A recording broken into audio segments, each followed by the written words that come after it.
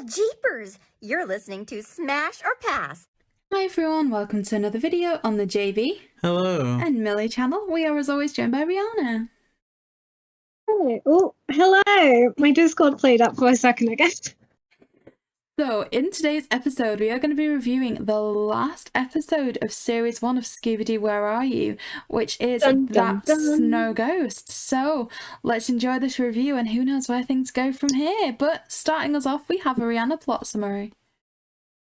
Okay, so get this. The gang arrives at Wolf's End Lodge, a spooky ski resort near the US-Canada border, for some winter recreation, because that's what they do. They're Mystery Incorporated is going higher and higher, and they're able to go on vacation now. So when they check in, the lodge owner, Mr. Greenway, warns them to keep their doors and windows locked, or else the snow ghost will get them and turn them into mysterious and spooky ghosts. And no sooner does he leave... Wait, what? What did I even write there? I'm so sorry. So, just as he leaves, the snow ghost itself shows up outside of the window. They must follow the snow ghost's enormous tracks on snowmobiles to hunt down this Yeti-resembling monster. Will the gang be turned into ghosts? I mean, it is the final episode of season 1, so let's wait and see. I wonder if they'll tiptoe through the window. You reckon they will? No. You scare me. Okay, JayBee, so this episode started with the wolf howling and you were like, ooh, when that happened. Well, was that you mimicking the wolf, or were you genuinely intrigued? I didn't mimic the wolf. I was excited because I thought it was a dog. That it was just a white dog, like a husky almost. So I was happy to even entertain the possibility that this little dog was greeting us, or maybe Scooby was going to have a friend. I don't remember this episode a lot. Prior to watching this, all I could have told you was that, you know, what the snow ghost looked like, and pretty much what it did. Okay. So I guess something that I want to talk about that happens quite early in this movie is it feels like the first time the gang really get personalized outfits that aren't the normal kind of look. Rhianna, what did you think to the little like snow outfits? So I really like this because I feel like, hang on, I'm just going to quickly get up a picture. I can see it in my head. I'm so sorry. My brain today is... Okay, it is what I was thinking in my head. I really like it because they kept the individual, character's personality and classic look, keeping Daphne with the purple, Velma with the orange and red, and Fred with the blue and orange, and of course Shaggy with the green and brown. I feel like that was so well done. The only thing I didn't fully understand, so I believe Daphne was wearing like leggings or thermal tights or something. Why was Velma still in a skirt? That would have been freezing. That's the one thing I don't understand. But I mean, she's built differently. I feel like, generally speaking, they lose inspiration for Velma. Like, if you look back, she's the one who's changed their look the least. Even Shaggy had a red t-shirt for a little while. Whereas Velma's always just kind of been Velma. And sometimes she sounds like a bit of a douchebag. Oh my gosh, JayBee. I will say, like, looking at the picture that I've got up, it looks like genuinely all they've done is put longer, like, snow boots on her, given her a scarf and a hat. That's literally all it looks like they did, and that upsets me. Because I think in the history of, like, Velma, as you said, there's barely any change. I feel like the first change we actually saw was, I think, Alien Invaders, where she was wearing the orange top with the shorts as like her pajamas. But even that's not that big of a change. She's not given a stylized, like, oh my gosh, this is different. And I think that kind of plays into the fact why, in ways, people are... So there's two ways to think of it. One, people forget about her so easily because she doesn't change. There's no difference, which makes her annoying. But the other side of the argument is because she doesn't change, she's become underrated in people's eyes, which draws people to her more because they feel bad for her and hope that if they give her the attention, she'll get that positive change that's needed. But it's just not happened yet. Oh, you've mentioned a good point, and I really agree. Every time that someone is like a Daphne fan or not a Daphne fan, a Velma fan or a Velma simp, right? Mm-hmm. One of the main things that they say is that she's underrated. And I think it's gotten to a point that everyone just says stuff. You know, like how people on the internet are stupid. Someone says something, and then everyone repeats it, and it's just a fact, right? I can't really think of an example, but you know what I mean? Like, someone says something and it spreads like wildfire. Yeah. And I think that's what it is with Velma. Like, oh, you're a man of substance if you like Velma. It's underrated. It's almost like people that prefer Samsung to Apple because Apple's too mainstream, when in fact Samsung in itself is a major company and corporation. It's kind of like that. People just like to feel like they're backing an underdog. When in actual fact, I would say that Velma, and you guys I think will agree, is probably more popular than Daphne, Fred. Maybe not Shaggy and Scooby, but definitely more popular than Daphne and Fred. I mean, generally speaking, like, when we've either gone to sell some of our Scooby stuff on or done some posts, Velma certainly tends to get the most love. Yeah, and you only need to look at our Instagram to know that a lot of the more Velma-centric stuff gets more likes. Now, not for 2002. I was going to say it's Cardellini's fault, you know? It is Cardellini's fault. It really is Cardellini's, not Seth Green. Okay, and Rhianna was... I'm very conscious of the fact we've spoken over Rhianna twice. No, but she's bonkers. Hey! We love Rhianna. Yeah, we do. I am bonkers, and I will say that, like, there was a gap where, like, there was a space to talk, but my Discord didn't work, so I was going, oh my gosh, will you? Okay, hi. Yes, you can hear me. How do you know? I don't know. Do you have like? What do you you mean? have to listen to your own voice back again? Because a lot of times, like, you introduce yourself, you're like, what, hello? Like, you're conscious that it's not working. What do you do? I don't understand. Okay, so because I'm on my phone, it comes up really weird, but there's a green circle around who talks. So when we're talking at the same time, it comes up as green. But when I'm not talking, it doesn't come up. But when I try and talk, sometimes it doesn't pick my voice up, so it doesn't come up as green, which means it's not going through to you. Ah, you should just scream into the microphone there.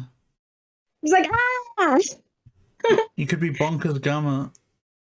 Oh my god, we're going to have to address that in the Q&A because I feel people missed out on things. Oh, that's actually a really good point. We'll do that. So, like, I will quickly plug it. We're going to be doing a Q&A at some point. Submit your questions, people.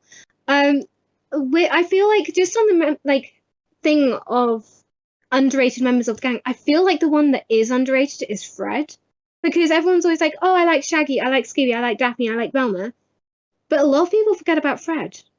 He's just the leader. Here's the thing, and I feel like if we do Series 2, Episode 1 of Series 2, illustrates that Shaggy is never given his fair, like, role in the series. Like, I feel like Shaggy's always underrated as just this bumbling idiot that is Scooby's sidekick. And it's kind of like, in a way, that's people's fault. Like people working on Shaggy now.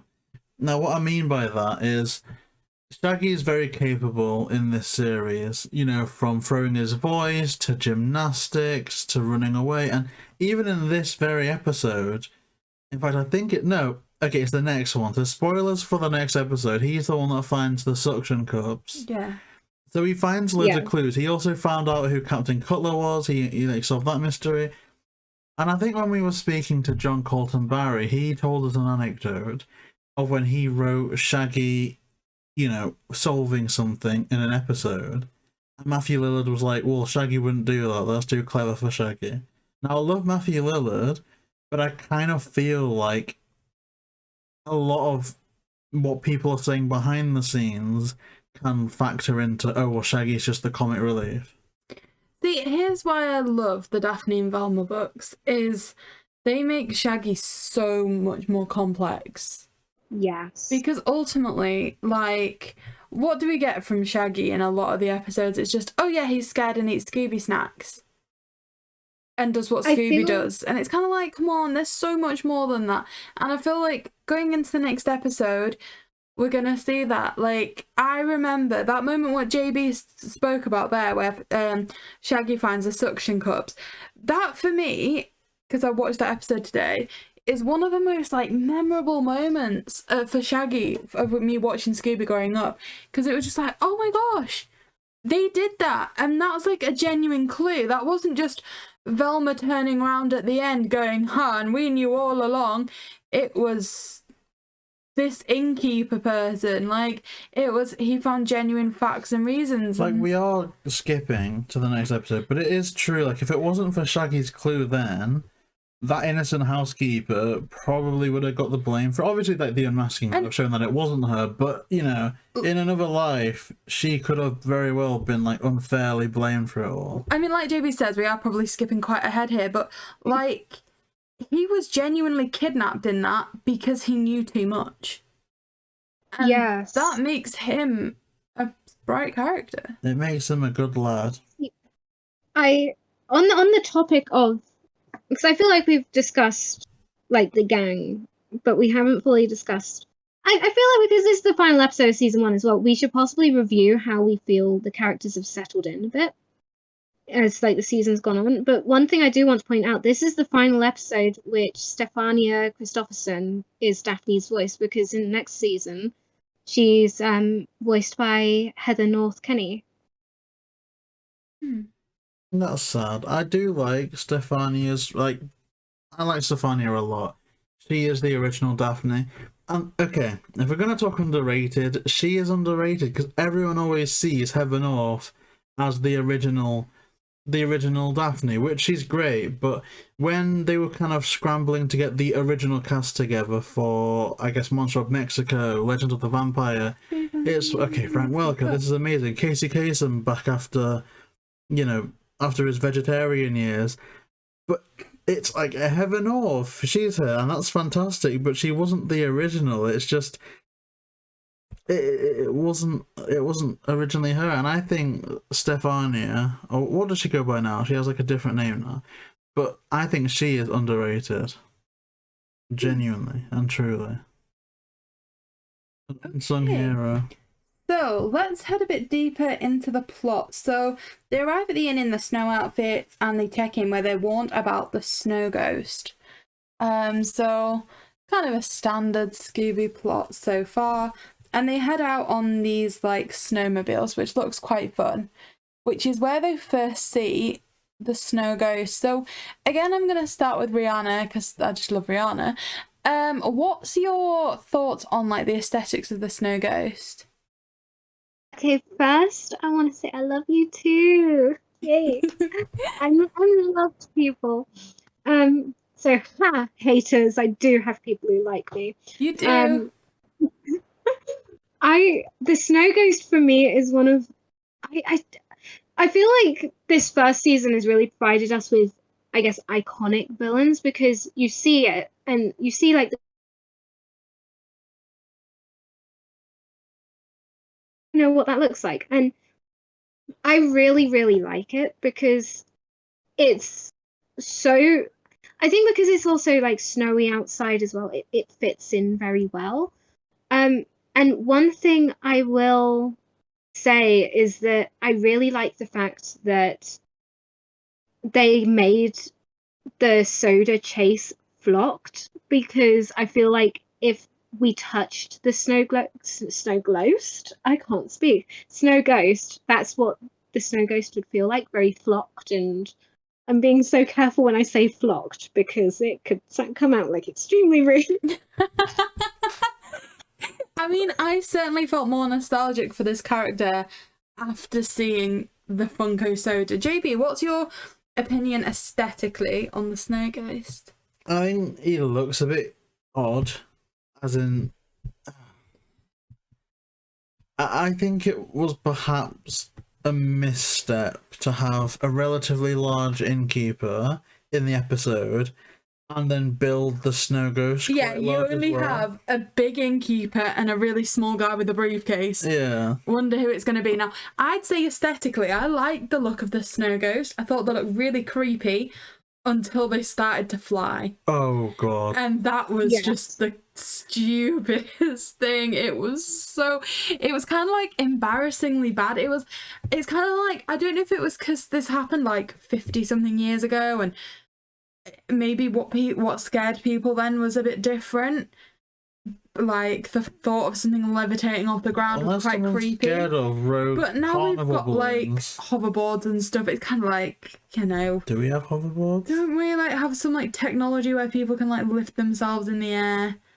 Yeah, there's like a backpack, a jetpack, but like in the ocean. Wasn't it Richard Branson's? Like, look, like basically, I wouldn't say that it was that peculiar to be like lifting yourself off the floor. However, as a huge snow ghost that would weigh a heck of a lot to be able to just fly in the air, and can I say that it is not consistent with skiing either? They seem to float across a canyon the first time they fly. Yeah. It reminded me of, legitimately, and I don't know how old this cartoon is, maybe it was a reference to it, but did you ever watch the Snowman cartoon? Like the music video? We're walking in the air. Oh, yeah. Yes! Oh gosh. Have you ever seen the Iron Brew version? Because that makes me laugh and feel very... It reminds me of this episode, because it's like, this episode is the first time, like, an antagonist has tried to kill one of the protagonists. Well, you know, I haven't seen any version because my family wasn't very Christmassy growing up. The most topical Christmas stories that I have is, you know, every year they do a John Lewis advert. Yes. My dad went to John no, Lewis. you can't repeat that. Not, like, on a recording, and Rhianna's not meant to, like... Hasn't her brother talked to you about the stuff that she's not meant to know about? I'm sure you've told me this. Well, no, because I want to get her brother's autograph. Well, Rhianna does have an awesome brother, but no. He developed Minecraft. What? He didn't. He looks so much like the guy who did, though. Oh, is that the guy you showed me the picture of in the suit? You know who Jeb is. Is it the guy that you showed me the picture of? Yeah, I follow him on Twitter. Oh, yes, he did look like Rhianna's brother, although you didn't have any context to that. You just said, hey, this guy looks like Rhianna's brother. I was like, yeah. Wait, yeah, he's Jeb. Okay. Who Notch developed her, and then Jeb took over because Notch sold the company for like billions of dollars. Okay, well, round of applause to Rhianna's brother, because I like Minecraft. It's a great game. Can you please tell him to add like more animals, like penguins? If he had penguins, I would be so happy. Like penguins have to come in big time. I mean it. Penguins. My brother's awesome, but he's not the guy who created Minecraft or makes it or does whatever Minecraft does. Oh, see, because I was going to theorize that because you have a pet Exotl, that's why Exotl's got into the game. It's an axolotl. Axolotl? Well, that's asking a lot of me to get that right. No? Oh. Would you like me to quickly throw in a really fun fact about this episode, where it was shown in another like show that I happened to watch last night on my screen? Bonkers. Bonk. It's kind of so. In season 13 of Supernatural, the episode "The Rising Sun," Jack is like, and he's a Nephilim, and Dean's not happy him to look after him and everything. So he's like a full-grown adult that is only like 3 years old. And so Dean sits him down in the motel room and said, "Don't touch anything." Jack goes and turns on the TV, and it's this episode that's playing. And Dean goes over and he sees and he's watching for a few seconds and he's smiling. And then he turns to Jack and says, "No, you're not allowed to like it," basically. Oh. So Dean didn't like Jack in season 13, but he does now. And it's such a cute moment. To be fair, did anyone like Jack in season 13? I liked... You haven't even seen Jack. Oh, I know Jack. Who's Jack? Is he a jack of all trades? Well, you know, I think Jack is a Jack in a box. Right. Right, question for you, JayBee. Yeah, I want it to be a good question. Wait, no, because it's relevant. Yeah, good question. What's the movie, the Scooby movie, where it's the premise is going really well and they end up just seeing some pyramids really randomly? Is it The Monster of Mexico? What? Yes. What do you mean? Where they have that that music number where like all the animatronics come to life? Yeah, I think so. Oh yeah. This episode kind of reminds me of that when they go to the temple of Fulingji. Yeah, it's a very because it's kind of like, why are they there? I don't get it. Let and I me see. didn't I get wrote it his name down. Is it like Sulin Yao or something? Isn't it? I've just said, isn't it Fulingji? No, I wrote it down. It's like Fu Lung Young. Or some young whoever. Fu Lanchi. So the characters in this: Scooby, Shaggy, Fred, Daphne, Velma, Mr. Greenway, the Snow Ghost, Fu Lanchi, Mr. Leech, and the Yeti. And fun fact, the Snow Ghost, Fu Lanchi, Mr. Leech, and the Yeti are all voiced by Vic Perrin. Is he still alive? That's JayBee planning his next interview. Vic Perrin, he died in 1989. Oh, at God. age Wait, someone's died in 1989? Yeah, So 1989 before they July even saw 4th. like... Oh gosh, the 4th of July! Like films He and died stuff. on... Like... They new had films. films in 1989, JayBee. Oh, but do you not get depressed when you hear like... So say, what's your favourite movie, Milly? I don't think I've got a favourite movie. Rhianna, you love Supernatural, right? What year did the first episode air? Of Supernatural? Yeah. Supernatural aired 2005, September 13th, because it shares the same anniversary as Scooby Doo. And when Scooby Doo turned 51, Supernatural turned 15. So would you not be depressed if you found out someone died like September 12th, 2005? Like, in a way, you're like, oh... They missed it. Yeah. Yeah. I would actually genuinely cry because it's like, how can you do that? Like, at least experience the do this. Okay, fine. Let me put things into perspective. If I had a heart attack in the middle of an interview and I popped off, right? Big, sad, whatever, right? No. But imagine if that happened and a week later, the original cast of 2002 announced that they were making a third movie. Would it not feel a bit more like, like, you know, he should have seen this? We'd get a scientist to bring you back to life, especially for the premiere. Because I felt that way when the Nintendo guru passed away, and then the next Animal Crossing trailer was everything you ever wanted.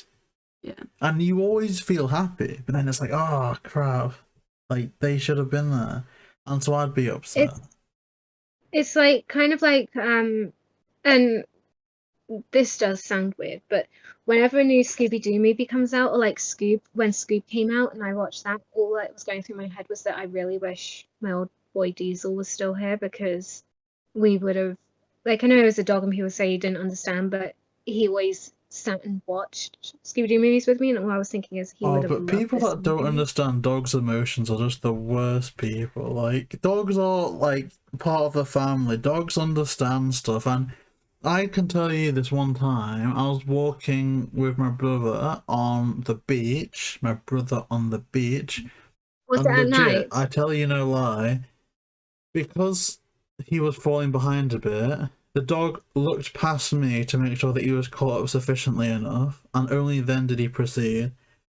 Dogs are so clever. There's dogs that help babies learn to walk. They pick them up, like... Yes. Dogs are like, okay, so... Oh, don't even pretend. Don't you dare start with me, okay? Because wasn't that the same dog that taught your brother to walk, that used to stand next to him when he was standing up so he could lean on it? A bit, but that was primarily the Dalmatian, Annie. Dogs are just great. I want to get a Great Dane and call it Scooby, or a Husky called Ripjaws. When, like, dogs can do so much other. When my nephew was diagnosed with diabetes, like, you can get dogs that, and he was only really young, he was like, I want to say 9 at the time or something. Like, you can get dogs that'll wake you up in the night when your blood sugar drops, so like nothing happens. What was that thing called where you swallow it? Like, there's a disease where you swallow your tongue apparently, and like if you see someone doing it, the first thing you do is grab their tongue. Dogs can like apparently before that happens, like you burp iron or something, or like you excrete iron from your brain, and dogs can smell it like a good 5 minutes before it happens. Like some dogs, I think.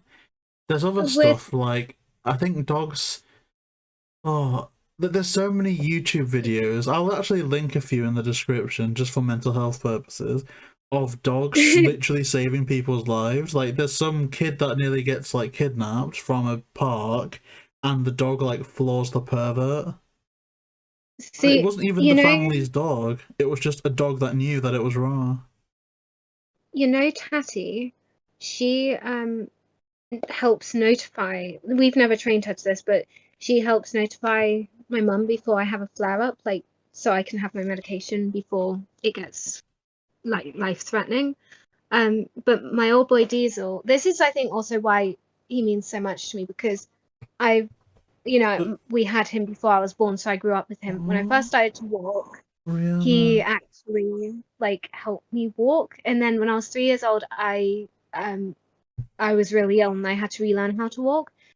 Again, he helped me. He like would lay down, move so my arm was over him, and then he'd stand up, and I would be holding on to him and walking along with him. And I won't go into the one story of me with him as a baby, but he was just always there for me. And when I was ill and down, he was always there. And Poppy, she's helping all of us.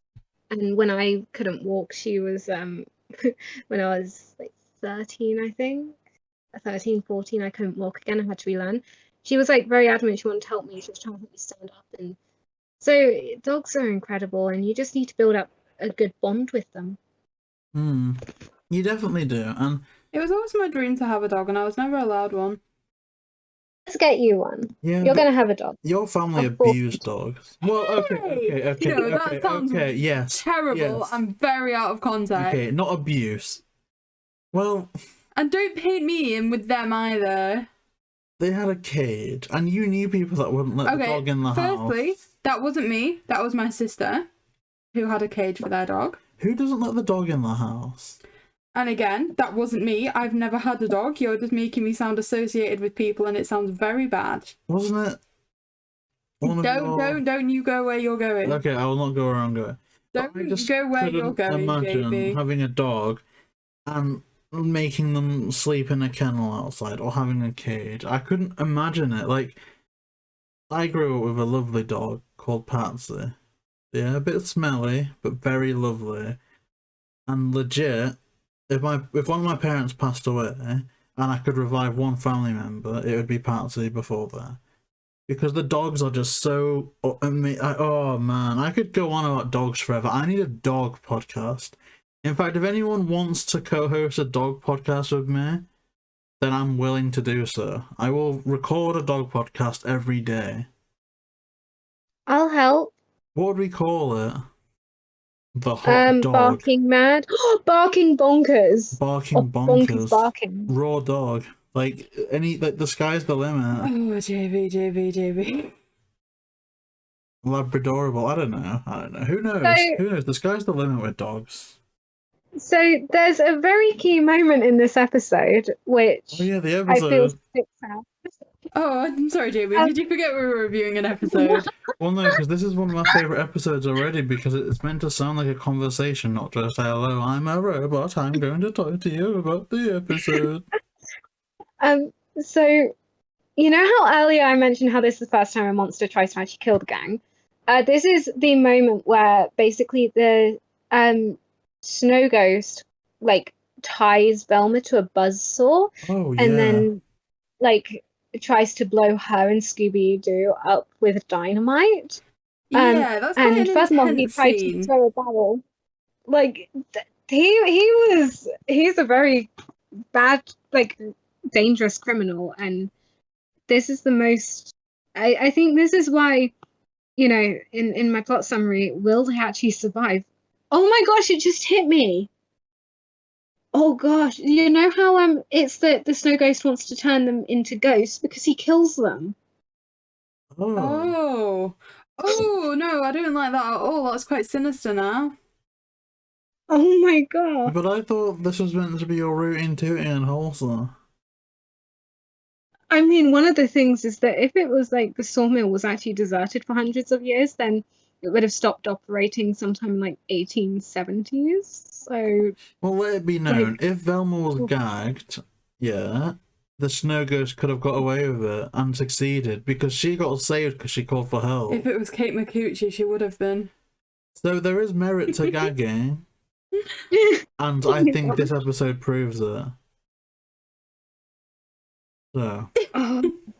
I think also, like, it just shows he's not used to dealing with multiple people.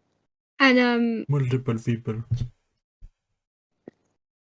This is a very, oh gosh, the more I'm thinking about it, this is a very dark episode. It is. It's genuinely really sinister. I don't know if I like it. But like you're saying, Velma gets kidnapped and so Scooby saves them by like eating through the log. Oh, that's why I haven't found my notes. I'm on the wrong bloody page. Oh. I've been reading about Confederate notes for the last 2 minutes, wondering what that meant. That's ridiculous. And when they next see Shaggy, they look like the snow ghost, which is how they work out that maybe the snow ghost isn't a ghost. And ultimately, the way by that Fred. ultimately they find out that the logs are hollowed out and there's jewels inside them, which is why the ghost was there, because they were smuggling jewels out of the place, and the small one was bringing the big one, the jewels, in a suitcase, in a briefcase, and they were putting them in the log and sending them down the river. I love women. It was Mr. Greenway. Oh yeah. Dun, dun, dun. Mr. Greenway. I don't know about that, man. Okay, so let's get some like summaries here. JayBee, tell me what you think, because I'm saying that from what you've seen, there's some positives. I don't. This is the one where I'm least sure what your verdict's going to be, because I know when you saw the skis, the invisible skis. Oh, it was ridiculous. You were very, very unimpressed, to say the least. But you also saw Velma have a near-death experience, and that seemed to make you quite happy. So well, don't pick where me does with this that, sit on your on your like rankings? I'm gonna sound like a bit of an old geezer here. I want to pass. Oh, I want to smash this episode primarily on its artwork and style alone. I love all. Like, I was just like admiring this episode, just looking at the background on the snow, and I could hear a paintbrush on canvas. As like, that's how tactile all this snow was. I just wanted to reach out and touch it, and oh, the outfits that they all wear are just Funko Soda chases waiting to happen. The style is amazing. The artwork is amazing. It's just, oh amazing. Man. I've never been one for animation cells, but this episode, any frame from this episode, if I was gifted an animation cell of, I would cry with happiness. I'd just be so happy. It's just such a gorgeous episode. So I would smash it even if I had to mute it and carry on my business. It's a gorgeous looking episode. And I think every single person that worked on it should be commended. I think it's a fantastic, if not a little bit of an underwhelming way to finish off season 1. Okay. What about you, Millie? What did you think to that snow ghost? I agree with you. That snow ghost. I agree with you that it was a really good episode. I can't tell you much that Fred and Daphne did in it. Well, Daphne looked lame. Like, they're not springing to mind much. But it was a really good episode. A really good villain. The only thing is I think they tried to make the villain too intimidating, and by doing so, it just turned out to be funny. Like, those skis, it was just funny. As soon as it was flying, it just didn't make sense. So, other than that, though, it was a good episode. I'd still say it had to be a smash. It's a good end to Series 1. And I'm excited for Series 2. So, Rhianna, that just leaves you. Would you say smash or pass for this episode? Okay, so I have a few thoughts on this episode. One, I've been staring at my wall since I figured out the connection with the ghosts and what that meant. Yeah, that's sinister. I think I'm scarred for life. Scooby-Doo's not supposed to be that dark, but it's just he wants to turn. They were warned he wants to turn people into ghosts, and then it's kind of hit me. Wait, no, he's actually trying to kill them. So he turning people into ghosts by killing them, not just how like in Where's My Mummy, where they they turned to stone, but didn't actually turn to stone because they joined the undead army and all that stuff. Like, this is, oh gosh, I'm kind of traumatized now. I don't know how I feel about this episode. Okay, so other than that, I really enjoy this episode. It's fun, it's entertaining, and it was a good way to kick off to wrap up season 1, going into season 2. It's great. So for me, it's a smash, but I now need to reevaluate my life because I genuinely don't know how I feel about what I've. Am I just stupid, or like, have I just? Is my mind just too dark now? I'm scarred for life, though. Okay, so it certainly is a dark ending to the series, but it was a good ending. I think we all can agree on that. And so before we kind of wrap up this, I want to kind of go around again and say, JayBee, so series 1 of Scooby Doo, where are you? Is it a smash or pass? You know, I think it's become overrated. I think people put it on a pedestal because it was the first one, because it set the tone. And I can't disagree a whole lot, although I kind of feel like the next episode, Nowhere to Hide, to me, that really set the tone. I think what they did here is they had some nice foundations for a show. They got all the characters right. They nailed all of them. They had some great artwork. But I think there must have been some time between this airing and maybe the newspapers that have reviews on it, or test audiences, or whatever they did. And I think they had a few complaints or a few things that they needed to tweak that they did tweak. And that's why I think season 2 starts off more like the show that I recognized. This, I think, I don't know, it reminds me a bit like The Office. It's like season 1 of anything. I think it was just it laid the foundations. But I think season 2, more often than not, is where it comes into their own. So I think this is a smash, but I think I wouldn't rush to revisit a lot of season 1 episodes over season 2 episodes in a hurry. But that's my thing. Okay. What about Milly? I agree with you. It's a great foundation. It really is. But there's no... This is controversial.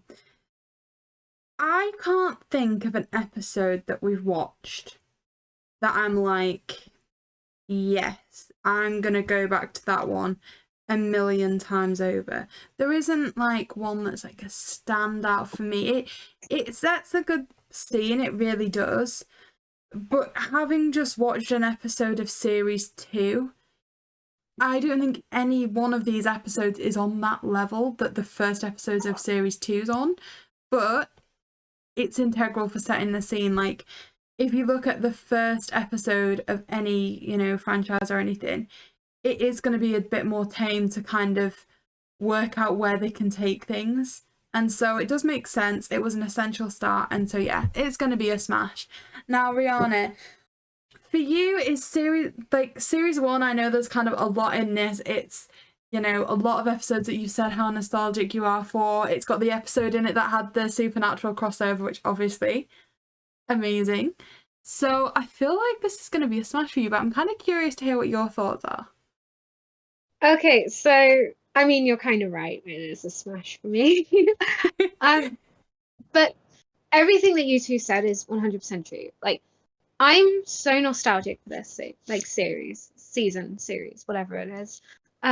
But at the same time, season 2 is the one where I know the episodes just by listening to 1 second of the chase music. It's like, oh, that's Nowhere to Hide. That's Who's Afraid of the Big Bad Werewolf? Or, I can easily tell. This one, I know the villains by the title name. I know the title name by just looking at the villains. I know all of that. And the stories were good. It was so important for them, I think, in this season to just get the basics down. That, okay, these are the teenagers, these are the mysteries, and this is the possibility. If you renew us for season 2, you're going to get even more. You're going to get so much better. And I think that's what it did. So, it is a smash for me. It gave us and has the blah blah blah, you know, gave us the blah blah blah episode. A Night of Fright is No Delight, which is so important because of the Scooby Natural. I watched that last night as well. It was so good. I think I have a Scooby Supernatural and WWE issue. Like, I'm addicted and I need help. But I'm not going to get help because then that'll make me even more depressed, and it's my happy place. So anyone who says I need to grow up or get a hobby outside of these shows, no, I won't, because I adore them and they are who I am. They're part of me, just like they're part of Milly and JayBee. So I've seen some people like spread hate about Ones Like Us, and it's really gotten to me today where I'm like, okay, you know what? If it wasn't for the fact that I don't swear, I would swear right now because of that. I That's swear. Well, you shouldn't, We know. JayBee. No, like, I just relish being from the UK, right? Like, if anyone's rude to me, legit, the C word will be used. Okay, and but- it will be used with a big smile on my face. Please, can it just be said then that in itself says that if you have used that word to anybody or about anybody, JayBee, that it is you that has said that just because an account says JayBee and Milly, it doesn't mean Milly. Yeah. But it's such a fun word. It's not such a rude word. I nearly swore it's a flocking great word. Oh gosh, okay. I have a way for us to wrap this up with a tongue twister for everyone. Oh dear. Which a lot of people mess up with. So you have to say it 5 times. I'm not going to say it 5 times, but I could, but I'm not going to. So Ooh. It's, do you want me to? I do. Because I will. Okay. I'm not the pheasant plucker. I'm the pheasant plucker's mate. Maid or mate? Mate. I'm only plucking pheasants because the pheasant plucker's late. I can't remember all that, let alone say it. The version that my mum used to try and get us always Can I write this down? It was like, I'm not a pheasant plucker, I'm a pheasant plucker's son. I sit here plucking pheasants till the pheasant plucking's done. Someone tell me slowly. Oh, this Okay, pen doesn't even work. Oh, there was another one. Sorry, JayBee. Oh, yeah, your pen doesn't work. Right, let me there was write it another down one on my that was, I split the sheet I split, and I will be splitting sheet with it. Can we calm down? Gosh. Someone tell me one of them very slowly. Okay. I'm not the pheasant plucker. How do you spell? Oh yeah. I'm not the dead ant. I'm not the pheasant plucker. I'm the pheasant plucker's mate. I'm only plucking pheasants because the pheasant plucker's late.